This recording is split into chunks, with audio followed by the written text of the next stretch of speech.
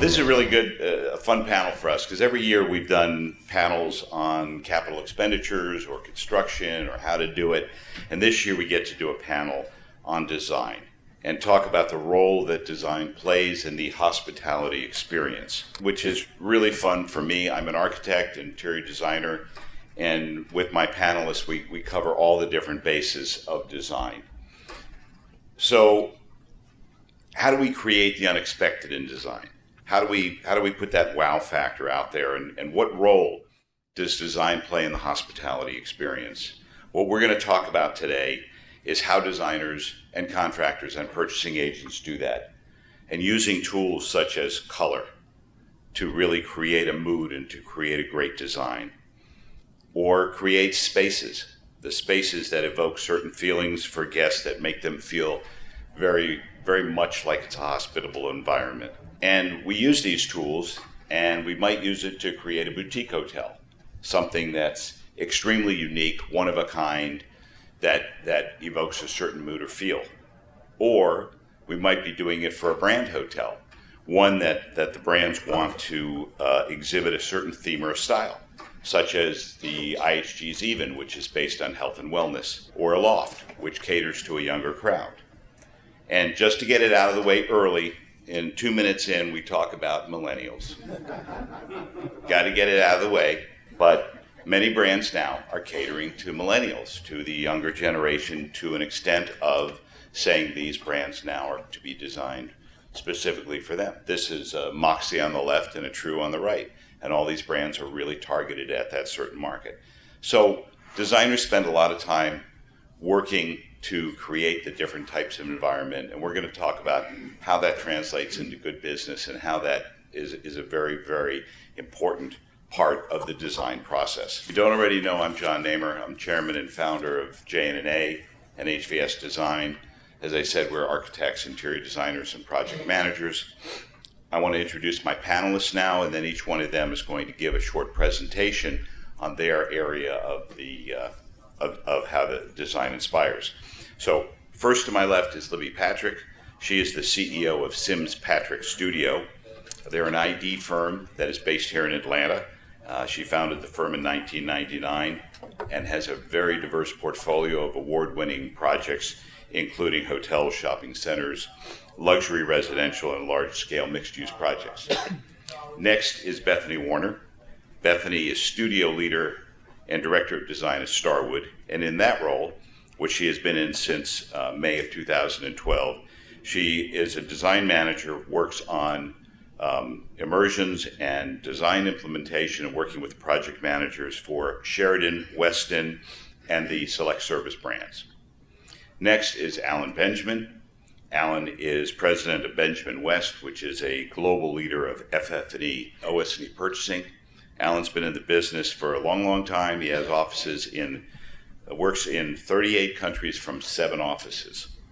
And last but not least, welcome Sam Cicero. He is the president of Cicero's Development Corp. Sam is obviously going to be talking about the development and construction side of implementing design. He's been in the business for over 35 years, became president of Cicero Development in 2012, and he oversees the daily operation of the firm's business, and he's involved in every aspect of the construction process. So, without further ado, I'm going to bring up my first panelist, Libby Patrick, to talk about inspiring design. Well, hello, everybody. Thank you for the opportunity to be here today. So how does the design of a hotel inspire people?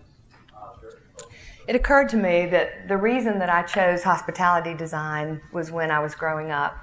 My mom is the queen of hospitality, and this is a shot of her dining room table after one of her recent cookbook signings. She loves to entertain, and our home was the stage of many wonderful celebrations. It didn't matter if it was one guest or 300. She wanted everybody to feel welcome and loved and to have a great time. And this is when I realized that my job was to decorate, polish, clean, and edit every minute detail. And I also realized that beauty and presentation with a flair is everything. I'm going to walk you through a really quick outline of about 2 hours of work in about 5 minutes. This is a recent project, and this is about how we start the design to inspire. This is the historic Partridge Inn in Augusta, Georgia. And our inspiration page is really just the tip of the iceberg of what we do to start the process. And it shows historic references and new images and things that we have uncovered in our research. So like the entertainment business, designers are always producing, directing, and editing places and spaces. We provide a three-dimensional experience for the guest to enjoy, and also so that they can tell others about it. And the common thread between operations and customer service and interior design is really that we provide inspiration so that it overexceeds their expectations, and we give them more than they expect. So we're in the feel-good business. We want the guests to feel great the minute they arrive on the property, and also till the end of their stay.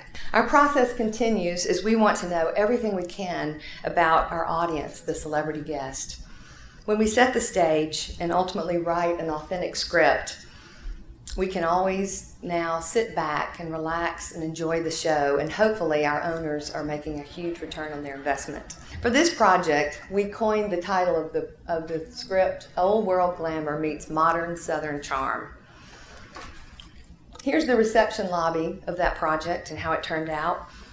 Through our research, we realized that in the late 1800s, this small golf resort at the end of the Southern Railway became the destination for the rich and famous. The J.P. Morgans and the Rockefellers and Pulitzers came here to winter in the South. Today's celebrity guests will be folks that are coming to a wedding or to the Masters golf tournament, or maybe just for a dose of Southern hospitality. There's really no single way to inspire every guest at the same hotel, and we're always, designing for a targeted market, but we're really just appealing to a universal sensibility.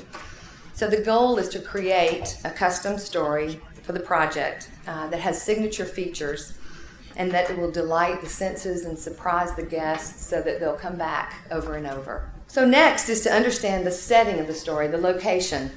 What is the history of the building? Who were the influential folks in the community? What is the geography like? Is there a river close by? Is there some sort of culture that we need to understand? We look at fashion and music and the food, art, and we just want to understand everything we can for the clues so that we can weave it together in the story. We visit the site and we listen and we absorb all that we can from the owner, and we take the owner's vision and put it into three-dimensional physical form. So here's the new restaurant, and in this space we kept the existing ceiling and the trims and sort of the architectural plan of this space, but we reinterpreted the light fixtures and we were inspired by vintage fashion. Knowing the audience and the setting helps us to write a clear concept, and it's critical to develop a strong criteria so that we can make appropriate choices, so that moving forward, if there needs to be design cost-cutting changes, the design story can actually survive. So by incorporating indigenous features from the location, either literally or abstractly, this helps us to create a conversation piece. So here we've used local reclaimed wood and industrial light fixtures so that this reminds us of the original watering hole of the project back in the Prohibition days. The Partridge Library and Market is a cozy spot, and it is filled with old photos and historical data that you can look at. And also it has a theatrical backdrop of local interest books and items that you can learn about the new Augusta. Also about golf legends and local notoriety. We've created a theatrical backdrop so that all the details can shine through, the lighting, the materials, and all of the details. Here's a shot of our eclectic guest room that opens out onto the southern porch. And here you notice there's a signature gold mirror in the background that reflects an artfully done layout of the Augusta National Golf Course. As our final step in this process, we are taking all of the ideas and all of the script and incorporating it into documents so that the building can be built and the furniture can be installed. It was important to reinvent this project as the living room of the city, as it all started. This shot of the porch allows guests to come out and sit around and have a sweet tea and talk and converse with new acquaintances, have a mint julep, and watch passersby on the street just like in olden days. So there you have it. The old world glamour meets modern southern charm. I'm going to race through quickly 3 more projects just to show you how their 3-dimensional stories came to life. And this one is a large resort in Hilton Head, South Carolina, and it combines low country architecture with contemporary streamlined details. You can see the words that we've started to coin. Please note that the inspiration was to take common things from the surroundings and give them a contemporary edge and use them in unexpected ways. And this is a sculpture hanging in the lobby that has driftwood, sea glass, seashells, and you see the pops of tropical color. This project is an urban hotel in Philadelphia, and it was inspired by modern art and business fashion. We responded to the growing art scene in Philadelphia, and we created a gallery space that is featuring emerging artists in the city. We also did an artfully done headboard here with iconic images of Philadelphia. And finally, we have Grayland in Winston-Salem on the campus of Wake Forest. It's a 35-room boutique hotel that is in an old poultry house and stables. And the architecture is a French Normandy style stone building. And our inspiration came from the past lives of the project and the buildings themselves. We use textures of stone and leather and metal and wood to inspire the space. And we also have whimsical artwork of horses and chickens. And this is our version of a modern farmhouse. So as you see, I believe that designing to inspire is about understanding what your guests want even before they know they need it, to understand the attributes of the local setting, and this way you can create a meaningful experience that they will never forget. Thank you. Thank you, Libby. I got to say, from a design standpoint, whoever decided that vinyl chairs on a stage was a good idea. We'll be squeaking a lot as we get up and down. Next up from Starwood is Bethany Warner, who's going to give you the perspective from both the corporate side as well as the private sector side, as she has worked in both areas. Oh, can I stay here? Is that okay? So I think it was great to start out with Libby and hear from a design perspective, because I think as I go through my presentation, you'll see a lot of correlation between what we do from a brand standpoint and a process standpoint, similar to how Libby creates her design and goes through her design process. So I'm first going to take you through a little bit about global brand design and then touch on each of the what we call specialty select brands, and you'll hear me refer to those as SSB. So that is just our acronym that we use for the SSB brands. And then we'll wrap up with a little bit about architecture and construction and how that all ties together. So I think the first part of this is really to look at our global brand design team and what their process is like and how they develop each of these brands. So whether we're creating the Aloft brand or creating or designing for the St. Regis brand, all of our brands start with what we call a design foundation document. And with that foundation document, we're really creating and looking at brand positioning, the guest mindset, and creating a set of core values and core belief statements for each of the brands. And with this, the global brand design team is able to create a brand foundation document as well as a design narrative. And then for the SSB brands in particular, which we'll focus on today, also creating a set of prototypical documentation. And that can include specifications and a full set of working construction documents as well. So we'll take a look at 4 points. And the 4 points brand, the core values for this brand are honest, uncomplicated, and comfort. And so from a design standpoint, you'll see those words really threaded through the design from start to finish. And we use these words to really build that foundation from a design perspective. And one thing I will say with 4 Points, we're actually in a really exciting time right now for the brand.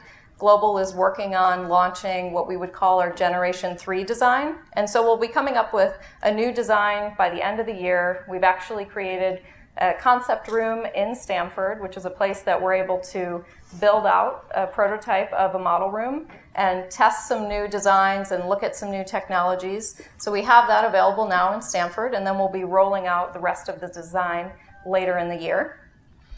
One thing I would like to point out here just on the presentation, and I think this is a good way to really get an understanding for the brands in a way that someone on our development team said that they use to actually describe the SSB brands, is through beverages. So you'll notice on the slide here, I'm highlighting our Best Brews program. And so this is a program that we have with the 4 Points brand where each property has a local craft brew on tap. And so this is something very unique and different in the marketplace. A guest can walk in and experience something local. And so again, kind of relating back to Libby, I think you'll start to see from a design perspective, even though these are prototype brands, we're seeing a lot more customization and regionalization. So highlighting the Best Brews program here. And in addition to that, our Checkpoint front desk. So this is again another design initiative, and it's something that is consistent across the portfolio. So any guest that walks into a 4 Points, whether it's in North America or in EME, they walk in and they see this unique design piece as soon as they walk into the property. And next, if we take a look at the Aloft hotels, our Aloft hotel core values are sassy, savvy, and space. And if you've ever been to an Aloft hotel, you know the public space is very vibrant. It's got a lot of bold colors, and really what helps to create this vibrant social public space is our WXYZ bar. And kind of to play along with the WXYZ bar, Aloft has what we call a seasonal refresh program. And so this is something that goes out to all of the operating properties seasonally. And they receive some refresh items such as pillow covers and a desk wrap. And they also receive a new drink menu that goes with that seasonal refresh program. So again, kind of speaking to that beverage, our Aloft guest tends to like a cocktail over a beer. And then if we take a look at our Element hotels, so our Element hotels are all about balance, being alive, and using smart design. Element is our extended stay brand, but it's extended stay reimagined. And I think if you take away one piece from the Element brand, and what I'm speaking to today is that we really are focused on that balance. We want guests to be able to experience what they do at home while they're traveling, while they're on the road. And I think yesterday, if you were part of some of those presentations, you heard a lot about disruption. And I think we all have a lot of disruption in our everyday lives. And so we don't want that disruption for our guests when they travel. We want them to be able to eat well, to be able to exercise, and really maintain that balance when they're traveling, is similar to what they would experience in their home life. And then to tie this all together, we kind of end on architecture and construction, or what we refer to as A&C. And so we now have a dedicated SSB studio within the A&C department. And so what this does is it allows for us to really be part of the brand team. And so for our owners and for our franchisees, we have a direct connection to the brand team, so we can get up-to-the-minute information. We're able to work more efficiently and deliver more information quicker. So I think that's a really great benefit for our owners and our project teams. And then we utilize those foundation documents for each of our projects, which I mentioned that the global brand design team creates these foundational documents, and then we provide those to our owners and our design teams, and they use that to build their projects from. And so lastly, just speaking a little bit, again, kind of to relate back to Libby, and from an interior standpoint, we're seeing a lot of pushing of the prototype, if you will. So there's a big push on customizing and regionalizing the design. And the foundation documents, the prototypes, they're really just meant to inspire. So they are guidelines that we're able to give our design teams so we can have that base level of standard. and ensure the consistency across the brand. But then really that's where our SSB studio and our ANC team come into play, because we're able to work with those design teams to really push the prototype and really do those custom, unique things that may make the properties unique and special and have that regional influence. Thank you. Next up is Alan Benjamin, who's going to give you the perspectives from the purchasing side. So the title of the session is Designed to Inspire, Create the Unexpected. And here's one slide showing 4 shots of a great new Homewood Suites that we did in New York for Buccini Pollen Group. It's designed by John's team at HVS Design, and we purchased it. The hotel opened about 18 months ago, definitely not your quote-unquote Father Tholsville Homewood Suites, and it's doing incredibly well. That's my one slide to contribute to the aesthetic part. I think Libby and Bethany did a phenomenal job on that. And before we get to Sam's world of getting it all installed, obviously it all goes to purchasing. Now, one thing, although the title of the panel is Create the Unexpected, in my world, purchasing and logistics, we don't like the unexpected. We're kind of the old, some of you in the room might remember the old Holiday Inn phrase, the best surprise is no surprise. Welcome to our world. This is not a good day in our world. So no matter what kind of moisture and salt air protection you've treated your case goods and upholstery with, this is going to a Plan B moment. So in delivering the new look and the unexpected look, a lot of people have asked me, are we using the same vendors we used 5-10 years ago? Are there new vendors being introduced? And one thing we're seeing on the left-hand side there, that's called LVT, luxury vinyl tile flooring. So the carpet industry, most of which is based here in Georgia, there's some carpet industry in the front row there. They've really now have become the flooring industry. So whether it's traditional fuzzy flooring is known as carpet, whether it's wood, synthetic wood, or the LVT product, they've had to take products that have been used in commercial, retail, residential, and adapt it to hospitality use, and we are seeing a lot more of that. The photo on the right is a new La Quinta scheme, also designed by HVS, called Hello Sunshine, and what's on the back wall there, traditionally that was either going to be wood or laminate, up to as recent as 3 or 4 years ago. Now that's wall covering. So another trend we're seeing is kind of the merger, sometimes literally, if not literally then the technology, of wall covering companies and art companies. They're really combining tremendously to do the same thing, so you have the whole wall of art. Now one thing is that you want to be careful of is that if the ownership group, whoever's influencing it, designer brand says, oh, I just saw the coolest thing at Architectural Digest, Interior Design Magazine, or another retail store, you want to be a little bit careful. Sometimes you get literally the 3-legged chair. The really cool curved bed. Now that might be dating myself a little bit, because if you look closely on the side, I think those are CDs. So that was futuristic a little while ago. Next, what I call the all-drawer look credenza. We're good for extended stay. I don't know if operations wants to clean all those drawers though. And one of my favorites, I'll call this one the ET chair. You do wonder what the ADA version of that looks like. So when you see stuff like that, you don't have to normally run and panic, but you do have to make sure you've got a great FF&E team, great designer, great purchasing agent, great people at the brand that are going to figure out how do we take some of this new look, unexpected look, new technology, and make it work from a hospitality standpoint. You've got to do a lot of due diligence on the vendors. We're doing that all the time for our owners, even on quote-unquote traditional vendors, financial stability, production capacity, etc. But you've got to be really careful that, products made in a model shop, if that's case goods, there could be 2 guys with sawdust in their veins, and they're great woodworkers, and they're doing a great job, and then you go to production for 300 rooms, 100 rooms, 1,000 rooms, and they can't get it done.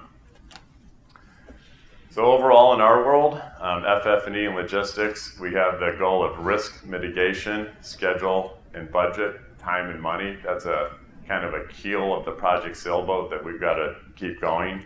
Another key thing that we focus on a lot in our world is get beyond the spreadsheet. We create a lot of spreadsheets. There's the budgets, there's schedules, there's a lot of that.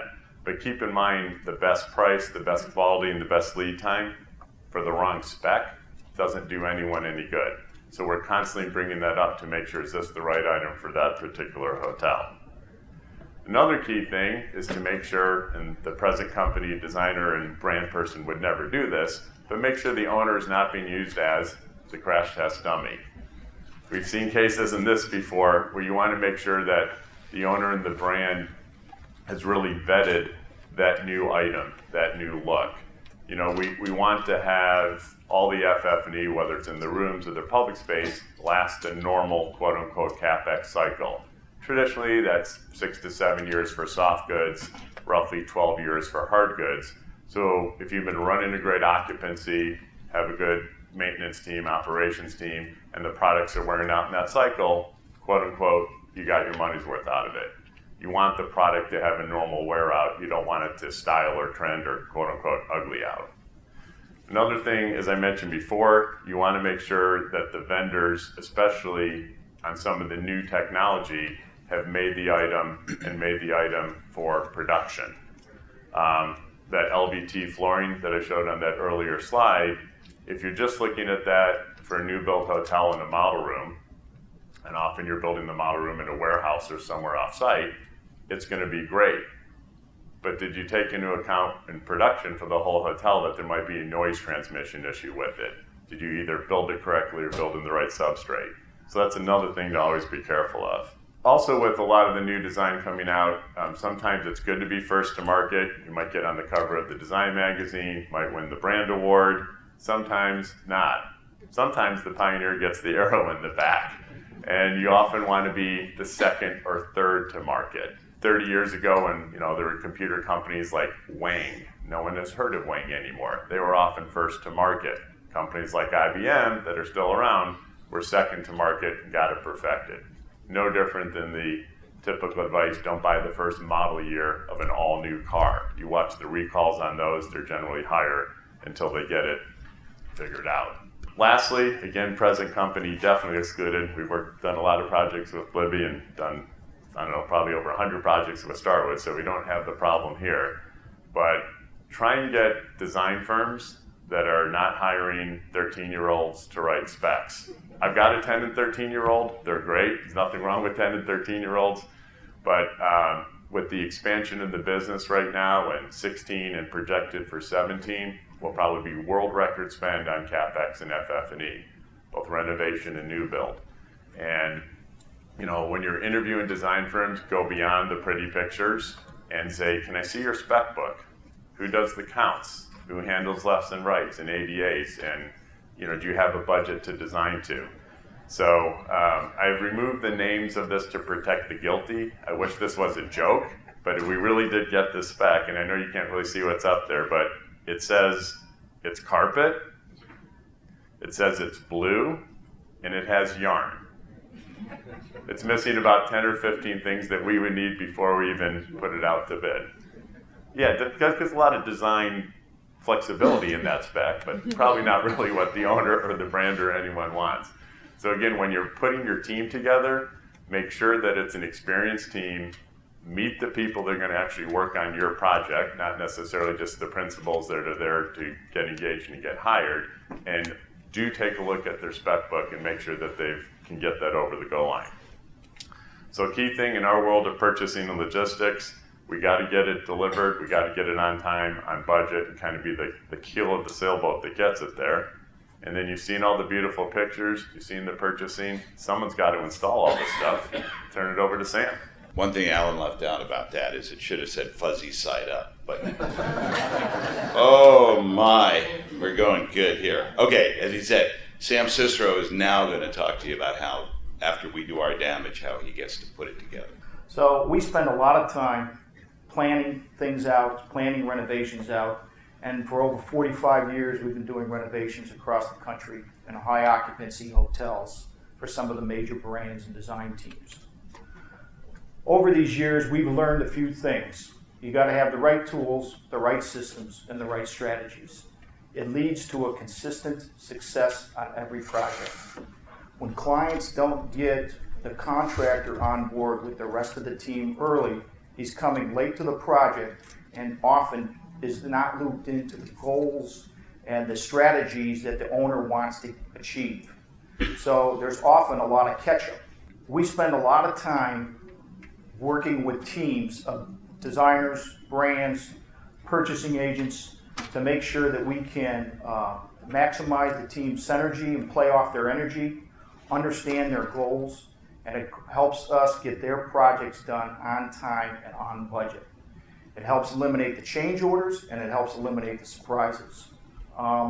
Quite often, we see that projects don't succeed when you go out the typical or old way where bringing the contractor later, let's bid it out, and we'll see what the best price comes in, and I'm going to pigeonhole it into this time frame.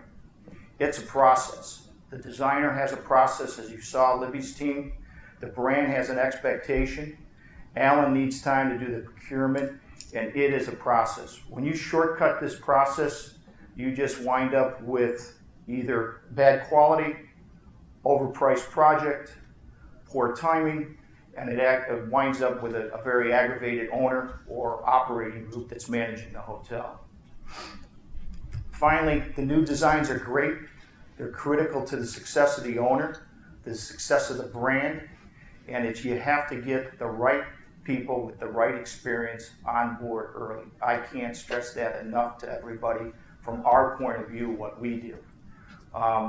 Nobody wants to see the design cut because it got over budget. Nobody wants to see the furniture damage because the contractor hired a poor installation company or was rushed to get it in. There's a lot of money spent on the front end to do this, and we recognize that. So we spend a lot of time and developed a system called Renovationomics that takes and looks at the risks of the job, designs strategies that are going to meet the goals of the owner, meet the budget constraints, and also tie in all the elements of the design, what the brand wants, and what the procurement side is under. Because quite often, Alan and I have to work very close together to make sure timing of things are coming different. We're phasing different spaces. The design team has to be out there to do placement of things and make sure that the things are going in as they want, the elements are getting put in as they want. So there is a lot of coordination and timing in this. But with that, that's all I have. And I'll turn it back over. Thank you, Sam. So you've heard these really fantastic presentations that give you every view of how we create inspiring designs. So I've got a bunch of questions for the panelists, but I wanted to ask the audience right now, because we've got about 15, 20 minutes left, whether you have any questions at this point based on the presentations. Then they must have been great. So I'm going to go right into a couple of questions for our panelists. And the first one, which I spend a lot of time working with my team, is the question of how do you create designs that are current but yet not trendy. And I'll preface that by saying I had a client that a few weeks ago we were going over and looking at some of the new brand initiatives out there, and we were saying, you know, are you worried this is too trendy? What do you think? Is it going to last test of time? And he looked at me and he said, how much does it cost? Because good value is never trendy. So his perspective was all about the almighty dollar. He may not be thinking that if it doesn't last very long. So I'm gonna let our two designers start with this question. And Libby, how do you create designs that are current and not trendy? Well, trendy is not all bad because it sets the stage for our period of time, the era that we're in. And we're always trying to set trends. But it's true that for the major architectural components in a project, things that are going to last for a long time and are the basics of the property, we're looking at things that are more neutral and classic so that those can live a long time. But there's a layer of fashion that goes into all the projects that is going to wear out. So really the more alive an item is, you know, the less time it's going to live. So things like upholstery and pillows and artwork and light fixtures and things like that can be more trendy, more fashion oriented. We believe that if it is a good design story, that a great design can last forever. Bethany, what about your take on it? I think for us, it's about kind of going back to that design foundation and really creating a design and creating a foundation that we know will last, while at the same time, our process is at about 4 or 5 years, and this is across the board, all of our brands. 4 or 5 years, we go back in and do a refresh of the design for each of the brands. So as I mentioned when I was talking about 4 points, we're getting ready to do what we call our Generation 3 design. So this is a point where we're able to go in and refresh the brand. While those core values still remain the same and remain in place, we can update with new finishes and new materials, new color palettes, while still staying true to the brand. So that's really kind of how we approach it. We stick with that foundation, but then knowing that every 5 years we'll go through a design cadence and be able to refresh the brands from a design perspective. Great. And I'm going to remember your quote, Libby, about trendy's not all bad. I use that to replace the good value is never trendy. Moving right along. We touched a little bit in the earlier presentation, Bethany, about customization versus brand standards. Mm-hmm. And I'd like you to elaborate on that because, you know, it's always a big thing that comes up. How does an owner get to put their stamp on the project versus the brand saying, no, this is my way of doing it, which as we do see, it's starting to loosen up. But. Right, and I would say just from the brand perspective, like you just mentioned, we have loosened up a little bit of our reins on the brands just from a pure design perspective. We do have a set of brand standards, which every property across the board will adhere to, but a lot of those brand standards are in place more for an operational or from an operational standpoint, as opposed to just being about design. And then we also have a set of architecture and construction standards, which are dictating a minimum level of construction quality. So we're not telling you have to use this specific carpet or finish, but we're saying the carpet needs to be this specific ounce weight, this finish needs to meet these particular standards. So that's really the way that we're able to kind of control that from a standard standpoint. But then when it comes to the design, you know, we are essentially being a lot more flexible. That's why we have a design manager assigned to every project to work with the owner, work with their team, and take those standards and then customize those per the property location. Yeah, the one thing I want to add to what Bethany is saying is that, you know, sometimes an existing client will send me a text or email and say, hey Alan, we're going to build a brand X or we're converting from brand Y to brand Z. How much is that cost per key? And my response back is, call me. Because we're finding today there really isn't any typical cost per key. You're doing a lot more historic renovations where you might have a 14-foot ceiling height. So the window treatment cost on, you know, the 4 points, we'll pick on one of your brands that you just did, might be triple in that historic cost. And you might be adding roughly $1,000 a key, and that's just one element of it. So we are finding with even the more program type brands from all the major companies that we really do have to look at the specific needs of that project. And then, you know, even into your world, is there union labor or not union labor? I mean, there's so many different things now that are affecting both the design, the cost, and the critical path. So Sam, I don't want to leave you alone down there. That's all right. I know, you know, Alan's slide about the crash test dummies. I know you love to get new cutting-edge designs, one-of-a-kind things that have never been tried before. It really creates that excitement in the Always the life first. of a development guy.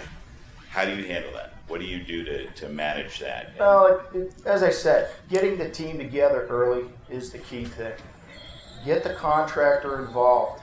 Let them know the goals. Let them know the strategies, what you got to work around. Because again, it's a one of a kind. Nobody ever goes out and buys the first car made or first computer, but we're doing the first of that design or fitting it into that space, as Alan said, the historical building. So it's critical that we're looking at, you know, how are we going to get this design in here? How are we going to get the furniture in? And what is your occupancy? And how are we going to minimize the displacement? And what's the budget? And working around all these, because a lot of times these things are coming in phases or different timing, and you may need to phase that space as well. You're sold in your ballroom space, but you're not sold in your guest rooms, or vice versa.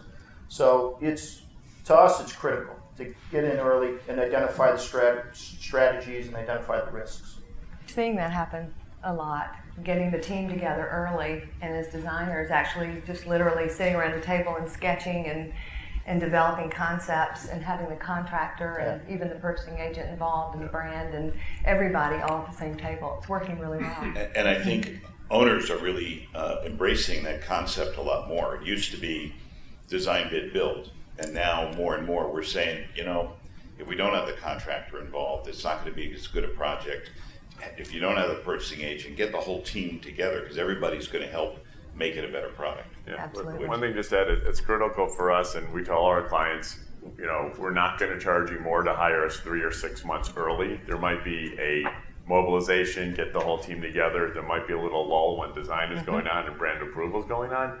But at least early on in that meeting, we can go, hey, we can't get a 9-foot credenza or 9-foot piece of furniture into the elevator. So early on, we know you've got to design it, so it's going to be 2 pieces. We're going out to bid with the case goods manufacturer that's going to be that way.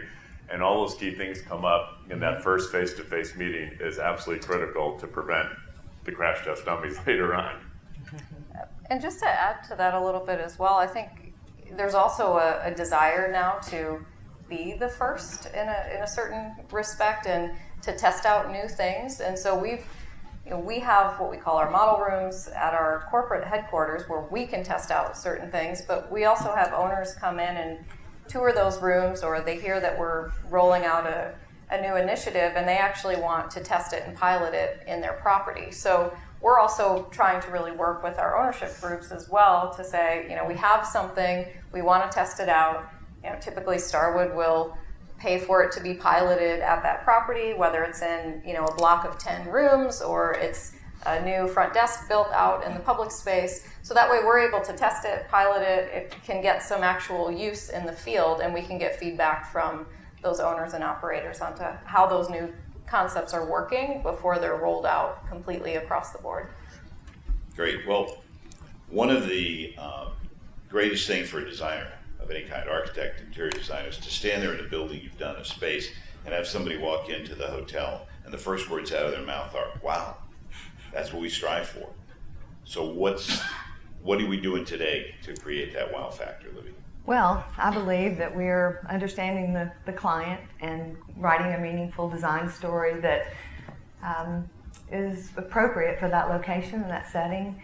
And we're creating unexpected items within so that people do come in and say, wow, cool, this is great.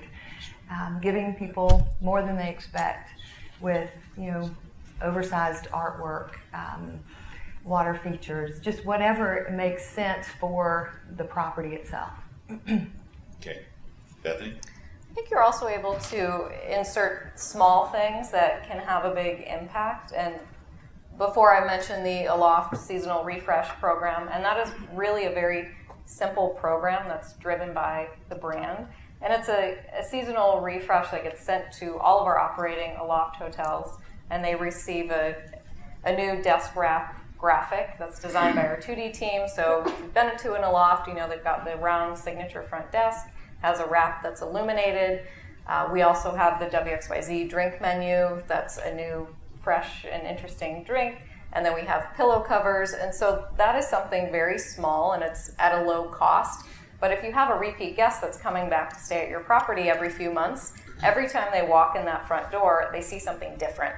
And so they may in their minds think that you just completely renovated your entire property when really all you did were these small touches here and there that gave the property a really great overall refresh. So I think it can be a huge impactful piece, or it could be something small that's just consistently refreshed. And I think what you're saying is really it's about comfort, convenience, and appealing to the senses that makes people feel happy and say, wow. Wow, it's good. I want to change the topic here to another area of design, and it still is design, that's technology. How is technology playing a role in design, and do we have too much technology?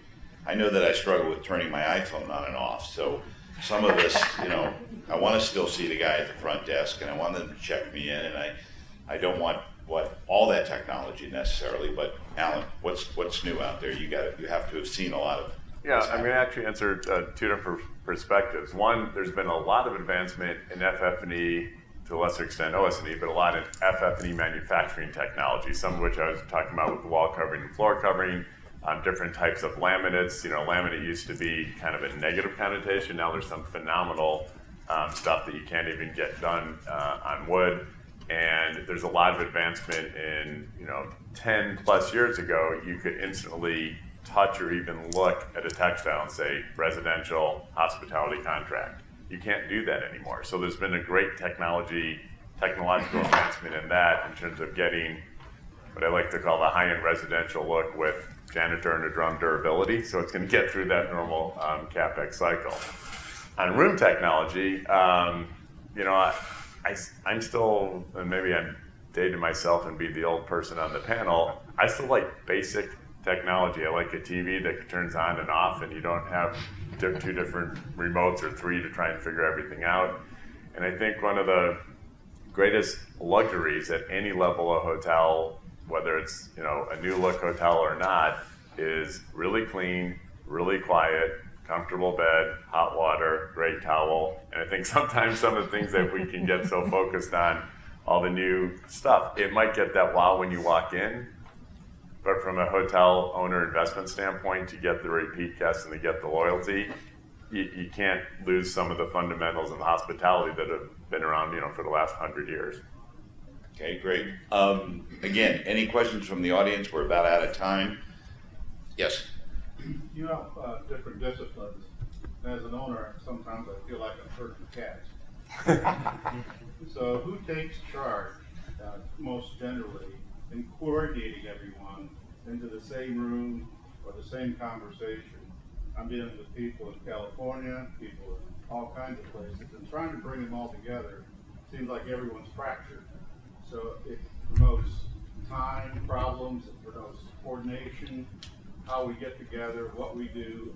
And so how do you tackle it? Who's the traffic cop? Yeah, I can take that. That's a great question. You want either a great project manager / owner's rep role. And that's the one. I mean, if we're starting on a project and there is no project manager and the owner's not going to do it themselves, we're saying, stop, I need a boss. We need somebody to conduct the orchestra. Because otherwise, to your point, it's going to be the owner herding cats, we're needing information, the brand's not getting their submissions on a timely basis. I mean, I've seen projects where we have a budget, and the designer has a different budget, and the GC has a third budget. And you come to those meetings, and one person thinks, oh, this is going to be an easy meeting, we're $1 million under budget, everything looks great. And so you do need that one person to conduct the orchestra. Typically, it's the project manager, who might even be, on your behalf, sending out RFPs and hiring all the different disciplines and bringing it together. But it is an absolutely critical role. Small project or large project, doesn't matter. Well, and I'll expand on that. You need somebody to drive the bus, whether it's an owner's rep, project manager, or you appoint somebody on the team, and then scheduling a regular meeting, whether it's monthly, weekly, bi-monthly, and then each discipline knows when it's their turn with the baton, you have to run at their pace. So if the designer's needing information about how you're going to implement this or can you do this, she needs to get her information back quickly. If Alan is having questions about, hey, this is going to be 8 weeks out, can you phase this? And these questions need to be answered quickly and in a timely and a transparent way, so that all the team is seeing what's going on, and then you're collecting back, usually bi-monthly. Okay, this is what we've got together. Here's what I've got. That type of thing. And when let me just say, when you're looking at somebody to drive the train and a project manager, when we do weekly conference calls, which you do on every job, it's important that you watch and make sure that your project manager takes those questions and discussions from the last meeting and make sure they're answered. Because it doesn't do you any good to take notes without action that stands behind them. And that's your best way to keep ahead of the game and not let things get out of hand.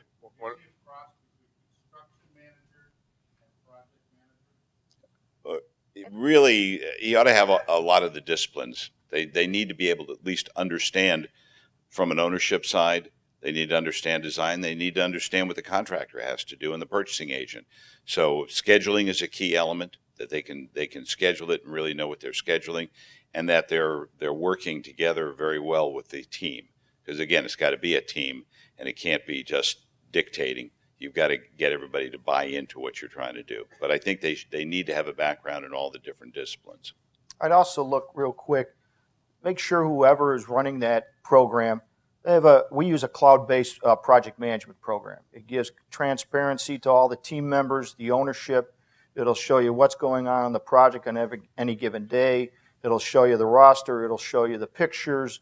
And that gets broadcasted to the team when we're in the implementation stage daily, so they see what's going on. Because the designer quite often go, hey, wait a minute, that picture is not right. This isn't what it was meant to do. Or Alan will be, I didn't mean for that piece of furniture to be going in that room. So things are caught quickly with that. And again, transparent communication and some type of a cloud-based project management system. Adding to his communication point, one of the themes of every good project team, especially on the project manager or construction manager standpoint, has to be bad news does not get better with age. Right. So the moment you think there's going to be a problem, our entire team, and as John mentioned, we're working in 38 countries. It doesn't matter where it is. It's universal. Small project. We did this hotel, 1,500 plus rooms, just finished the renovation of it. It doesn't matter the size of the project. The moment you think there might be an issue, let everyone on the team know.